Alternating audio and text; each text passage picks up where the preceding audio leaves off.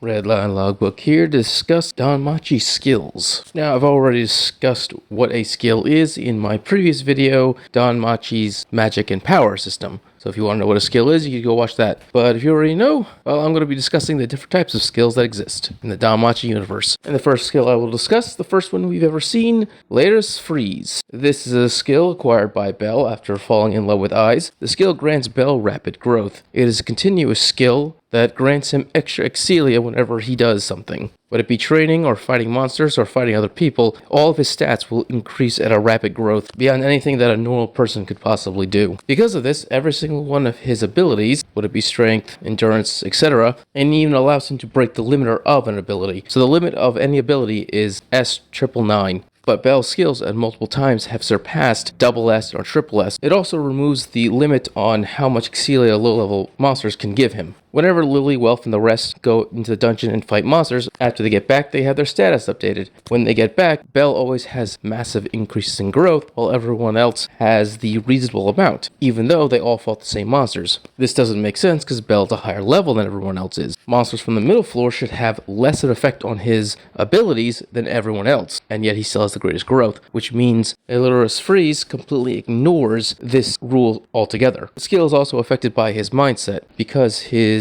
love is for eyes. Anytime eyes involved, this will actually increase his power up even more. So whenever he trains or fights with eyes, the excelia he gets from this increases even faster. And a side effect of the skill also makes him immune to charm from either monsters or gods even. This is just proof of Bell's unwavering love for eyes. No other woman can charm him. Next skill is also Bell's, Argonaut. Bell received this skill after his desire to be a hero overwhelmed him. This gives Bell what is referred to as a hero shot, that ultimate move at the end of the story when the hero clashes with the monster or villain. That is what Argonaut is. Now Bell can use this in multiple different ways. He can either charge it into his fist, his foot, which will increase the power of his punch or kick. He can charge it into a weapon. And when he swings that weapon, it basically turns into a laser beam. Of course, any weapon other than the Hestia Blade will be destroyed by Argonaut. Bell can then also charge it into his Firebolt to increase his magical power. And his most devastating move is to combine the Hestia Blade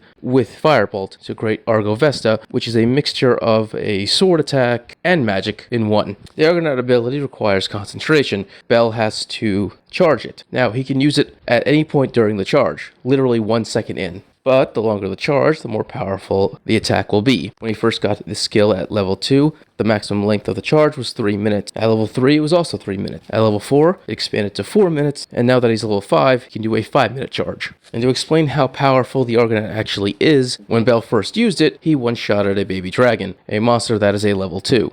Which means it should have been on par with Bell, who was a level 2 at the time himself, but it was completely incinerated by Firebolt. Also, when Bell became a level 5, him and Otter, a level 7, had a clash. Otter allowed him to fully charge Argonaut for the whole 5 minutes, and when they collided, him and Otter's attacks were equal. They completely canceled each other out. For our third skill, this one is actually Lily's, Artel Assist. This is an odd spell because it increases her strength for lifting, but nothing else. She can't use it for fighting or anything like that. This is actually why Lily's able to carry around that giant bag full of stuff, because as soon as what she's lifting is too heavy for her own physical strength to handle, her skill automatically kicks in, and then allows her to lift it anyway. This doesn't mean she has infinite lifting ability. There is a limit, obviously. So while it can help you in combat, it is without a doubt one of the better skills to have if you are a supporter. Next skill is Welf's, known as Crozzo Blood. Crozzo Blood is a skill unique only to the Crozzo bloodline. Thousands of years ago, in the Age of Heroes, the original Crozzo ancestor saved a spirit from a monster, but was fatally wounded. As a result, the spirit then shared its blood with Crozzo to save his life. This permanently added spirit blood to the entire Crozzo bloodline. Spirits are the most magically powerful race that exists,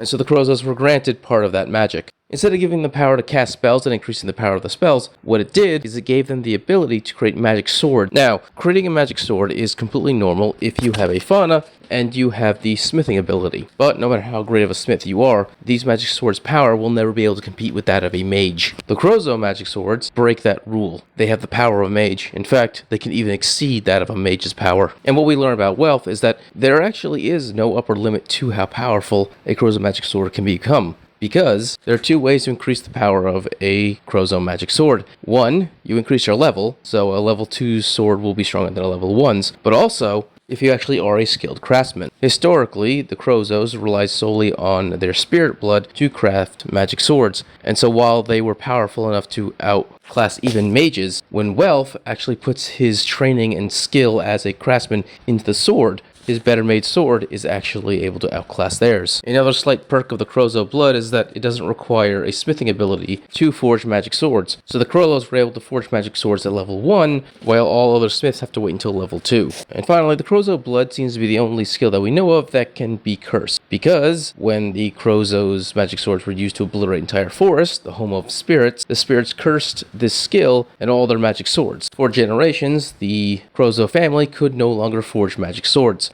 That is, until Welf. He is the only Crozzo to regain this skill. The next skill belongs to Ryu, Fairy Serenade. This skill increases the effectiveness of her magic, and at night it actually increases it even more. It's extremely common for elves to have skills that help increase their magic, so it makes sense why she would develop this. As for why it's even more powerful at night, is most likely because of Ryu's disposition as a noble elf. Even though Ryu doesn't like it, she's very stuck in the ways of elf tradition, where they don't like to show themselves to other races, they don't like to touch other races, and also they have a very romantic way of seeing love, where an elfin couple will say their marriage vows in front of one of their great trees, basking in the glow of a full moon. And so night is actually an important part of elven culture. Next skill is also Ryu's, called Mind Load. This skill actually grants Ryu increased power in all of her stats at the cost of her mind, basically her magic power. It's like having a magical buff skill, but without the need of actually casting a spell. The power increase is significant, but it's not life-changing.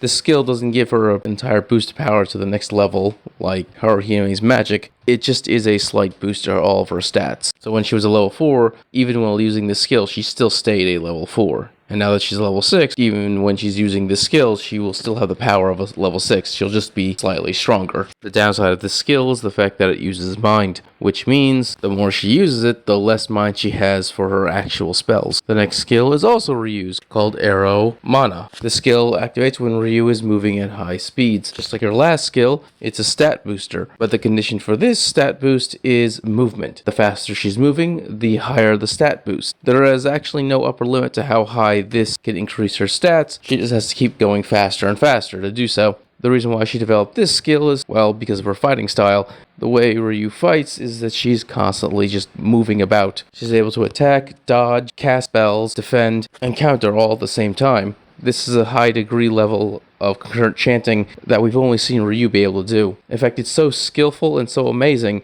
that Leafia, a skilled mage who's experienced concurrent chanting herself and witnessed other master mages like Philvis and her master Reveria also concurrent chant, she acknowledges that Ryu is the best at it. In fact, she even says Ryu is beyond that of a magic swordsman. What Ryu is a true elven warrior. Alright, if you enjoyed this video, subscribe, give a thumbs up so you can enjoy more Danmachi and anime things. Thank you and have a great day.